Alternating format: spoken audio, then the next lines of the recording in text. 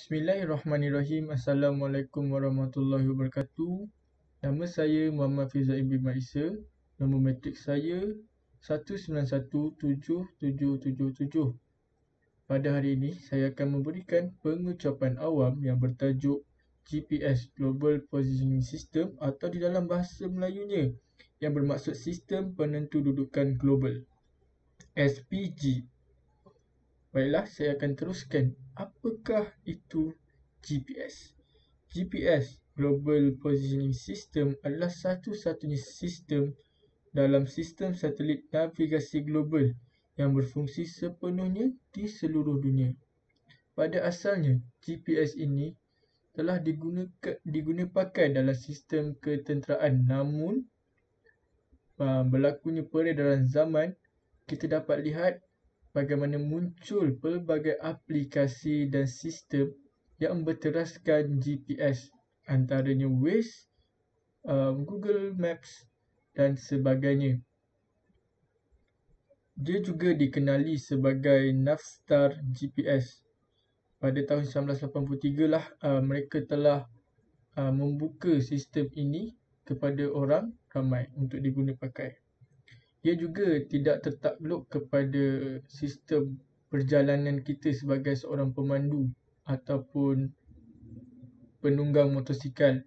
Namun, sekiranya kita dapat lihat pada hari ini, ia juga diguna pakai dalam sistem penentu dudukan untuk tanah, laut dan udara, untuk kapal terbang, kapal, dan bagaimana kita ingin membahagi tanah juga telah menggunakan sistem GPS. Pada masa yang sama, sistem meteorologi juga mengguna pakai sistem GPS ini untuk menentukan cuaca pada hari ini, akan tetapi itu hanyalah ramalan.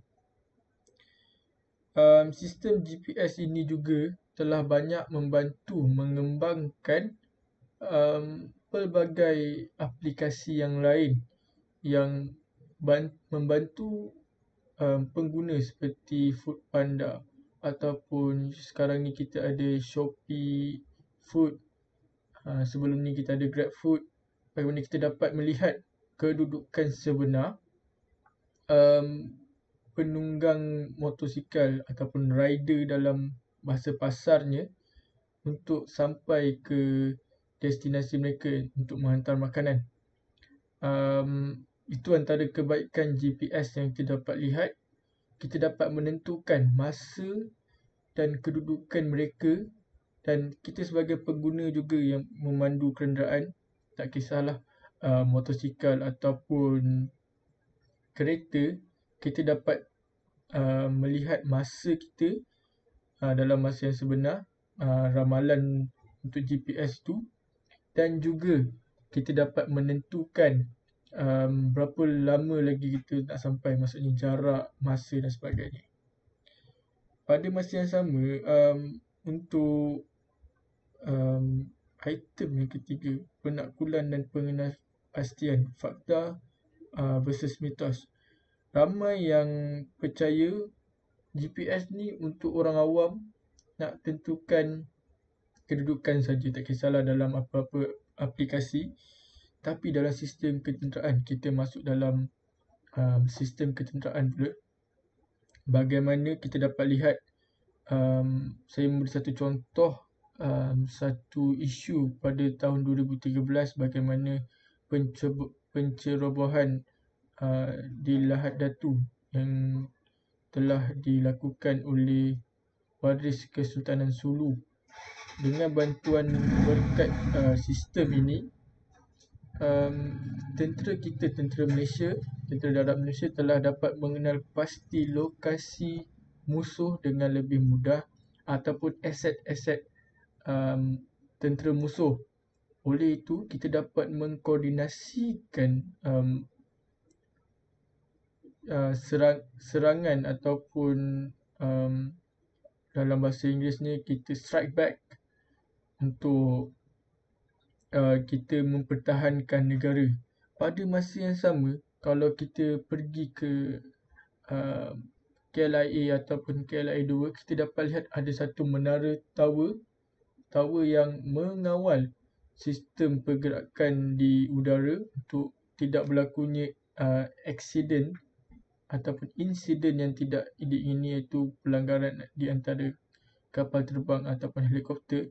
Mereka mengawal menggunakan sistem GPS, bagaimana dalam bahasa Inggerisnya ada live location ataupun lokasi sebenar kapal terbang atau helikopter ini, dan dia akan memberitahu kepada pilot ataupun juruterbang bagaimana keadaan mereka untuk naik di altitude mana ataupun nak turun di mana dan sebagainya lah.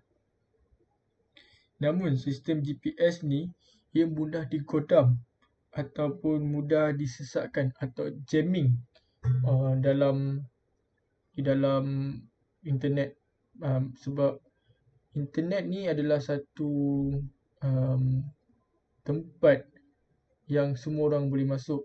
Jadi penggodam-penggodam yang jahat boleh menggodam sistem GPS ini, dapat mengenal pasti lokasi menggunakan sistem Bluetooth.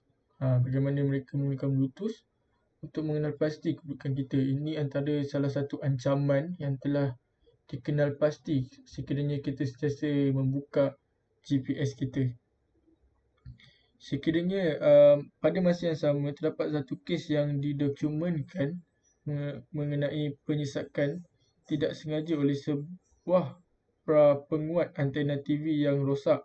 Jika isyarat penyesakan tersebut lebih kuat, ia boleh mengganggu penerima penerbangan GPS yang terletak dalam garis penglihatan. Selain itu, isyarat GPS juga boleh diganggu oleh ribut geomagnetik tabii, merupakan terutamanya pada latitude besar.